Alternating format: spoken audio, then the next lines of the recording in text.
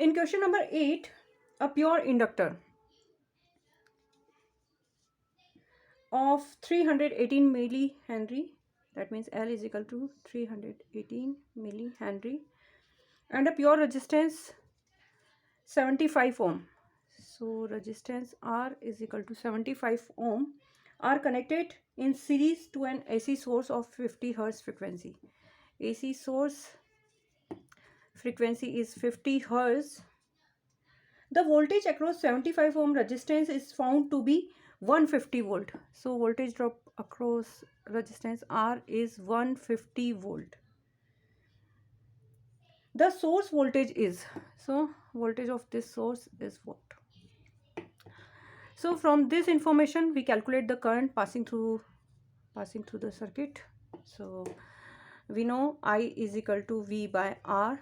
So 150 volt divided by 75 ohm is equal to 2 ampere current is passing through this circuit.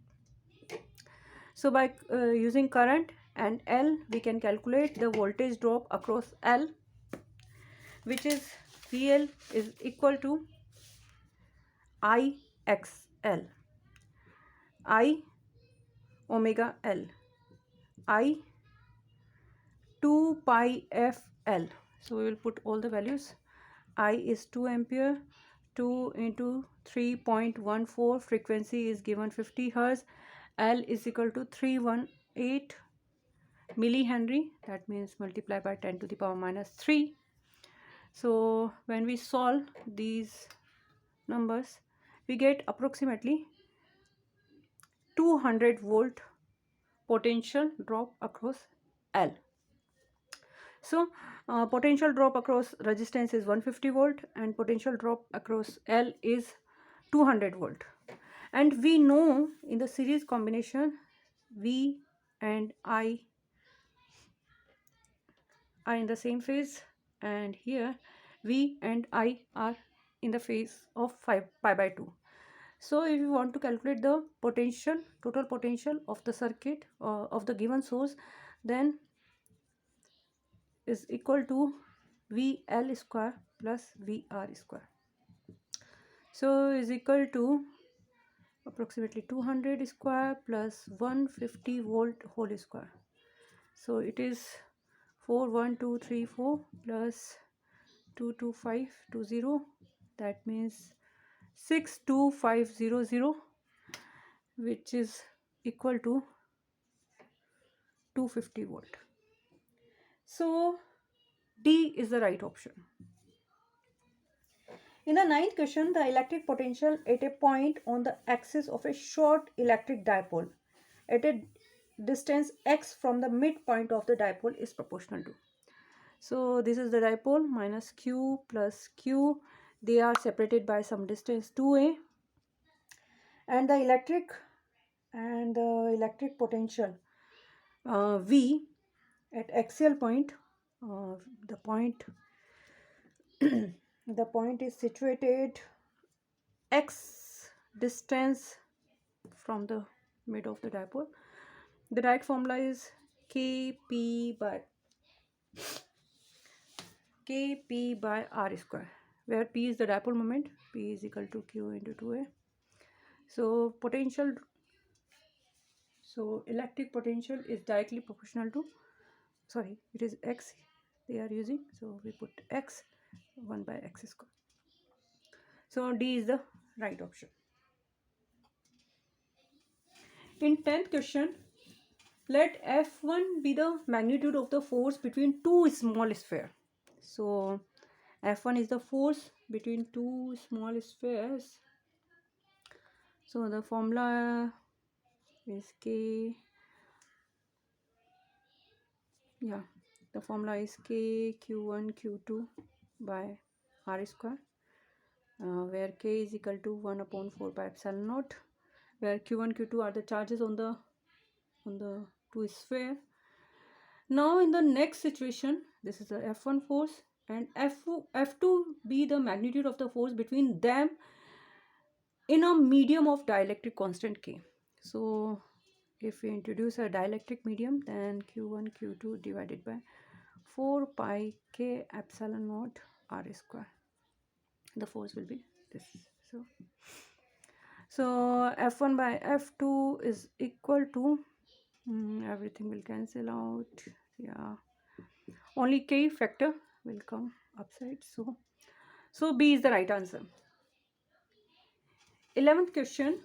Infinity resistance in a resistance box has. Probably you have seen resistance box in your laboratory. Many resistances are given the resistance box. So they are asking the meaning of the infinity resistance. So infinity resistance is basically a gap only.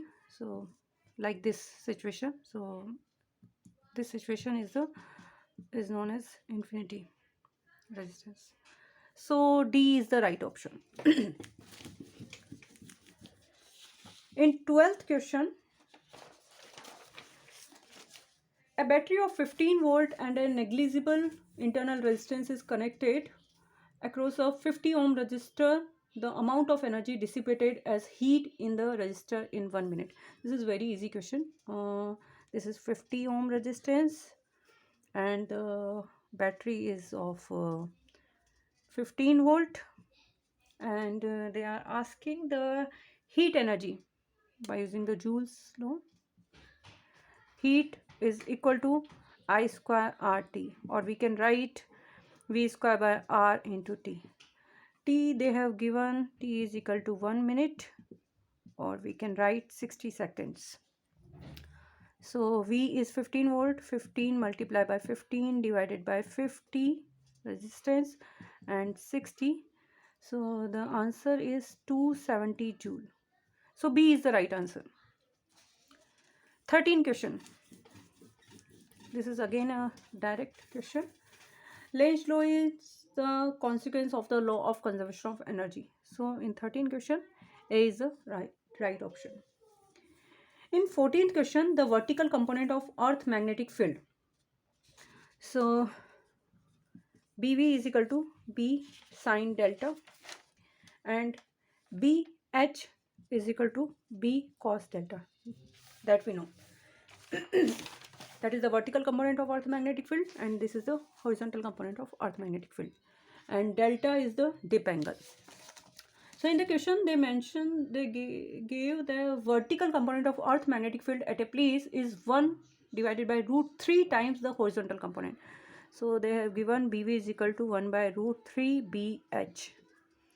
BV is equal to B sine delta, by definition 1 by root 3 B cos delta.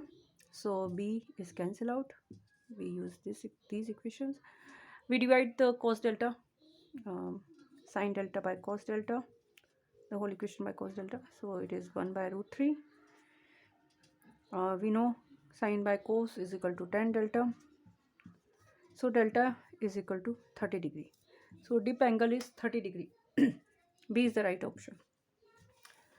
In 15th question, a long straight wire in the horizontal plane carries a current 15 ampere in north to south direction. So this is the north to south direction, and current value is I is equal to 15 ampere. The magnitude and direction of magnetic field at a point 2.5 meter east of the wire respectively. So this is distance R is equal to 2.5 meter. So you have to calculate the magnitude of magnetic field and direction of magnetic field at point P. We know the formula. B is equal to mu naught I by 2 pi R. In place of mu naught, we put 4 pi into 10 to the power minus 7. And current is 15 ampere. 2 pi, distance is 2.5 meter. So 2, this is 6, 12. 12 multiplied by 10 to the power minus 7 Tesla, or we can write 1.2 micro Tesla. And for the direction we use the thumb rule. We use the thumb rule. We hold the wire like this. Then my fingers are coming out So that represent the direction of magnetic field. That means magnetic field direction is vertically upward. So A is the right option.